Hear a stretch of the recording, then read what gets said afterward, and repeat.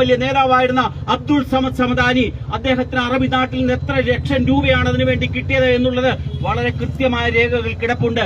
ഇതുവരെ അയാൾ പ്രതികരിച്ചിട്ടില്ല, അയാൾ മാനനഷ്ട കേസും കൊടുത്തിട്ടില്ല. ഇങ്ങനെ ധാരാളം ഉദാഹരണങ്ങൾ നമുക്ക് ചൂണ്ടിക്കാണിക്കാൻ സാധിക്കും.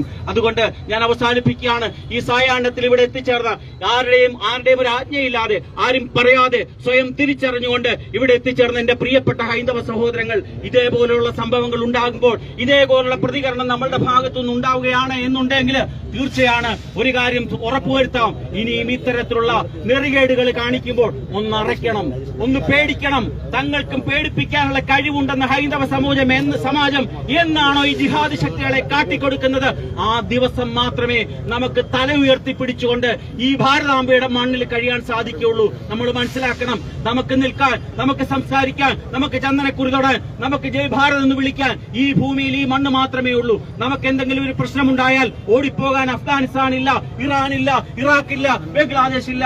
ഈ ഭാരതാംബയുടെ ഈ പുണ്യമായ മണ്ണ് നമ്മളുടേതാണ്. ബാക്കി ആര് വന്നിട്ടുണ്ടെങ്കിലും അതൊക്കെ നമ്മളുടെ ഔദാര്യം കൊണ്ടാണ് അവരൊക്കെ ഇവിടെ കഴിയുന്നതെന്നുള്ള യാഥാർത്ഥ്യം അവർ മനസ്സിലാക്കണം. നമ്മള് മതേതരത്വത്തിന്റെ വ്യക്താക്കളാണ്. ഇന്ദിരാഗാന്ധി ഭരണഘടനയിൽ തിരികെ കെട്ടിയ ആ മതേതരത്തിനെ മുതലെടുത്തുകൊണ്ട് ഈ ഭാരതത്തിലെ കൊടികുത്തി വാഴാമെന്നുള്ള ഒരു വിചാരം ഈ ശക്തികൾക്കുണ്ട്. 1921 തുടങ്ങി, അന്ന് ഊരിവെച്ച വാള് ഞങ്ങൾ കളഞ്ഞിട്ടില്ല, വീണ്ടും എടുക്കുമെന്ന് പ്രഖ്യാപിച്ചു. 1971 മലബാർ ലഹരിയുടെ 50ാം വാർഷികമായപ്പോഴേക്കും ഈ കൊച്ചു കേരളത്തിലെ ഒരു ഇസ്ലാമിക സംസ്ഥാനമാക്കി മാറ്റാനുള്ള ആസൂത്രിതമായ ശ്രമങ്ങൾ നടത്തി, വിജയിച്ചില്ല. 2047 ആകുമ്പോഴേക്കും ഒരു മാസ്റ്റർ പ്ലാനിന്റെ അടിസ്ഥാനത്തിൽ ഈ ഭാരതത്തിലെ ഒരു ഇസ്ലാമിക രാഷ്ട്രമാക്കാൻ സ്വപ്നം കണ്ടവരൊക്കെ ഇന്ന് കിടപ്പുണ്ട് തിഹാർ ജയിലിലാണെന്ന് മാത്രമേ ഉള്ളൂ. അവർ കിടക്കുന്നതിനോടൊപ്പം തന്നെ ഇവിടുത്തെ ചില വ്യക്തികൾ കൂടെ ആ ജയിലിലേക്ക് പോകുന്ന കാലഘട്ടം അതിക്രമിച്ചു കഴിഞ്ഞിരിക്കുകയാണ്. അവരെ പറഞ്ഞു വിടാനുള്ള പരിശ്രമങ്ങൾ നമ്മളുടെ ഭാഗത്തുനിന്നും ഉണ്ടാകുക തന്നെ വേണം. അതുകൊണ്ട് നമ്മൾ പ്രിയപ്പെട്ട ഹൈന്ദവ സഹോദരന്മാരെ, നിങ്ങളോട് ഒരു കാര്യം കൂടി പറയുകയാണ്.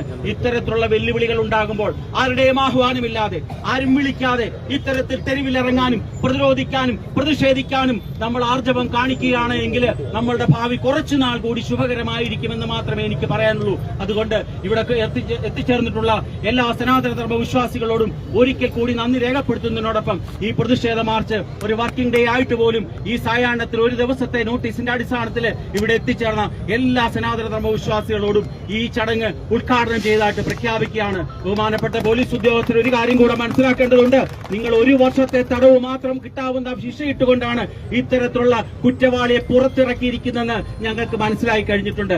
ഞങ്ങൾക്ക് അതിനപ്പുറത്തെ പണി ചെയ്യാൻ അറിയാം. ഈ ഇന്ത്യ രാജ്യത്ത് ധാരാളം കോടതികളും പോലീസ് സ്റ്റേഷനുകളും ഉണ്ട്. അവിടേക്ക് കൊണ്ടുപോകാനും അവിടെ കേസുകൾ ഫയൽ ചെയ്ത് അവിടുത്തെ ജയിലിലേക്ക് കൊണ്ടുപോകാനും അവിടുത്തെ കോടതികളിൽ നിന്ന് ജാമ്യം എടുപ്പിക്കാനുള്ള കഴിവും പ്രാപ്തിയുമുള്ള ഒരു പ്രസ്ഥാനമാണ് ഇന്ന് ഈ രാജ്യത്ത്